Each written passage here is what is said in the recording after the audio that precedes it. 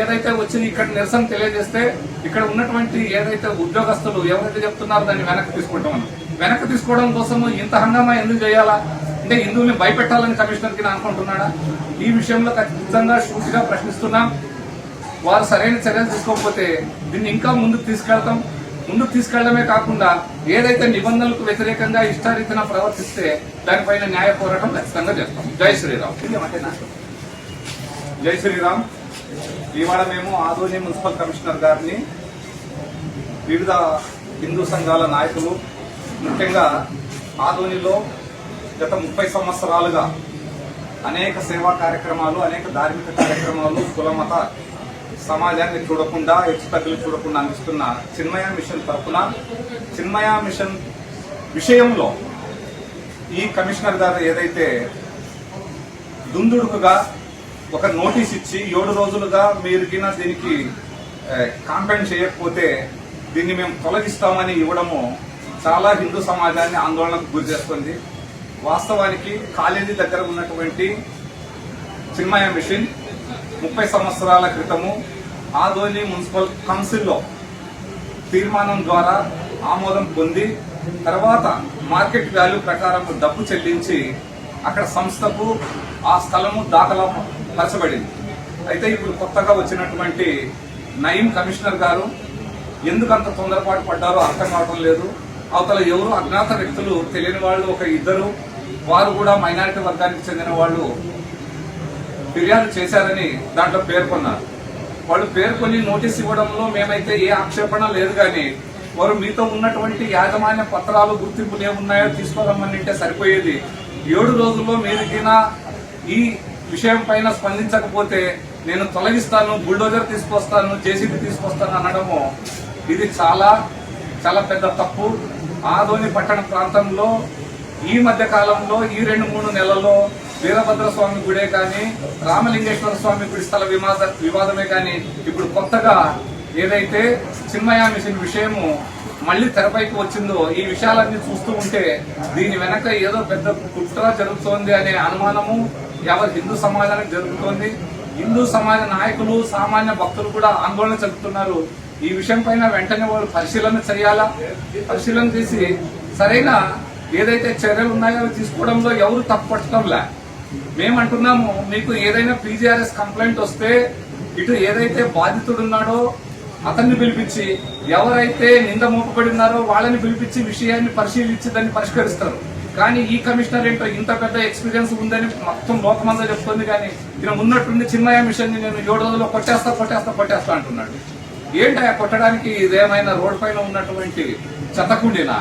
అయితే ఈ విషయంలో మేము గట్టిగానే కమిషనర్ గారిని చెప్తూ ఉండేది, ఇట్లాగా ఆదోని పట్టణము చాలా ప్రశాంతమైన పట్టణము. ఇక్కడ అన్ని మతాల వాళ్ళు జీవిస్తూ ఉన్నారు. అన్ని మతాలకు సంబంధించిన అనేక ప్రార్థనా మందిరాలు, అనేక సేవా సంస్థలు ఉన్నాయి. ప్రతి సంస్థ ఏదైతే ఉందో వాళ్ళ విషయంలో ఏదైనా కంప్లైంట్ ఉంటే మీరు పిలిచి రికార్డు పరిశీలన చేయాలి. వాస్తవానికి మున్సిపల్ కమిషనర్లు ఇంత పెద్ద సిబ్బంది, ఇంత పెద్ద బడ్జెట్ ఉన్నప్పుడు వారితో రికార్డు చూసుకోకుండా సంతకం పెడుతున్నారా?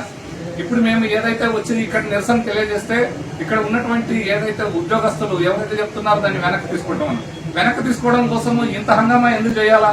అంటే హిందువుల్ని భయపెట్టాలని కమిషనర్కి అనుకుంటున్నాడా? ఈ విషయంలో ఖచ్చితంగా సూటిగా ప్రశ్నిస్తున్నాం. వారు సరైన చర్యలు తీసుకోకపోతే దీన్ని ఇంకా ముందుకు తీసుకెళ్తాం. ముందుకు తీసుకెళ్లడమే కాకుండా ఏదైతే నిబంధనలకు వ్యతిరేకంగా ఇష్టారీతిన ప్రవర్తిస్తే దానిపైన న్యాయ పోరాటం ఖచ్చితంగా చేస్తాం. జై శ్రీరామ్.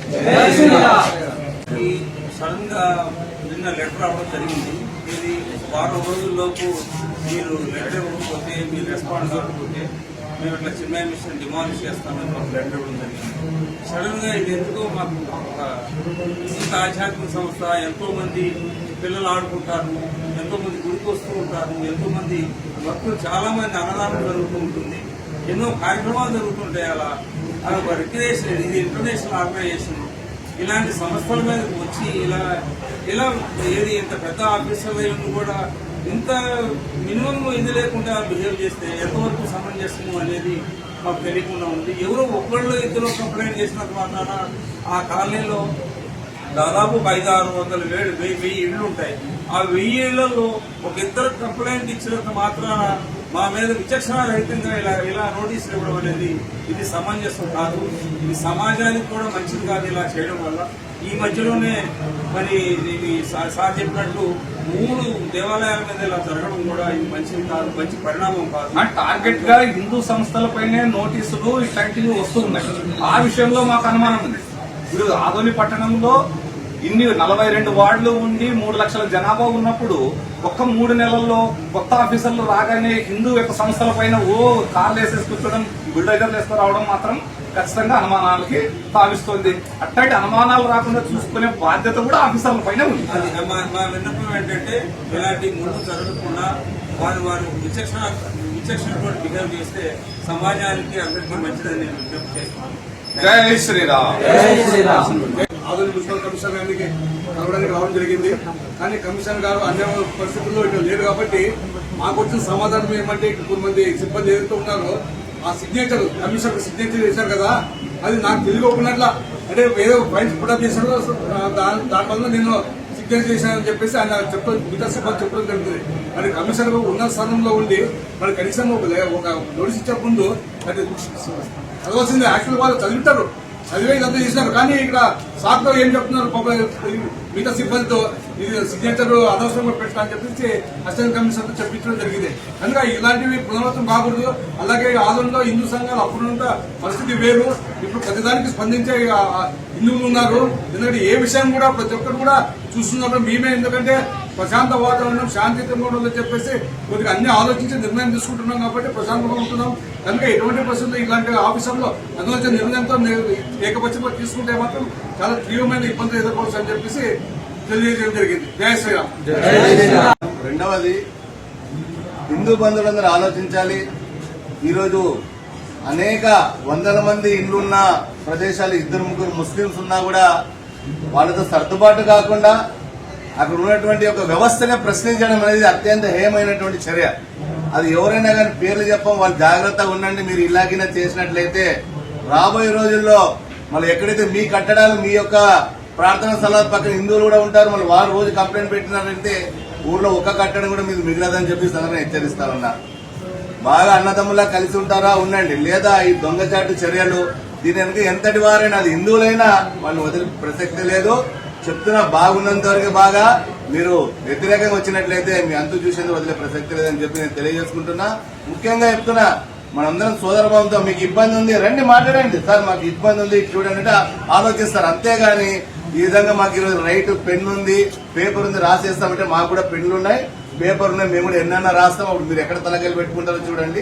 ఈ సందర్భంగా మరొకసారి చివరి విషయం ఏమంటే, ఏ సమస్య అయినా కానీ మాట్లాడుకునే పరిష్కారం అయితే అది.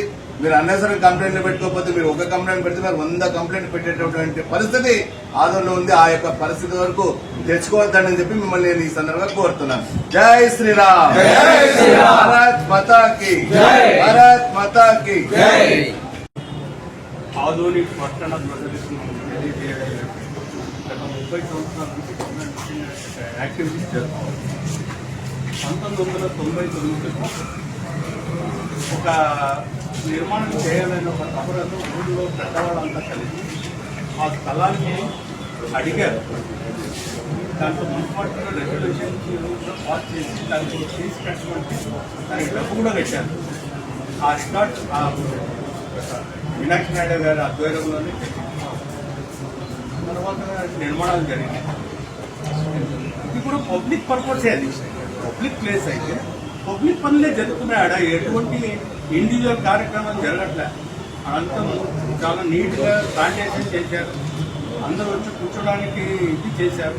అదంతా స్కిల్ డెవలప్మెంట్ యాక్టివిటీస్ అన్ని జరుగుతున్నాయి, పబ్లిక్ పనులే జరుగుతున్నాయి. ఆడ ఎవరిని ఆటంకించే వీడు రావాలి వాడు రాకూడదు అని ఇట్లాంటి ఏం లేదు. అలా 30 ఏళ్ళ నుంచి జరుగుతూ ఉంది. మన మున్సిపాలిటీ వాళ్ళకి తెలియదా?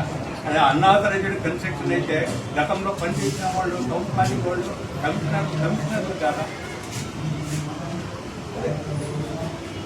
అందులో ఎవరో అలా చాలా చుట్టుపక్కల చాలా కార్యక్రమాలు జరగడం ఓర్చుకోలేక ఎవరో కంప్లైంట్ ఇచ్చిన వీళ్ళు నోటీస్ ఇచ్చారు.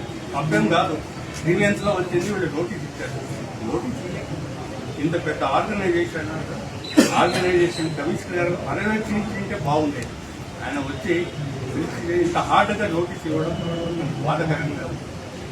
సరే ఈ రిప్రజెంటేషన్ ఇచ్చాం, దీన్ని పరిశీలించి సానుకూలంగా చేస్తామని హామీ ఇచ్చారు కాబట్టి మేము కూడా సంతోషంగా వెళ్తున్నాం.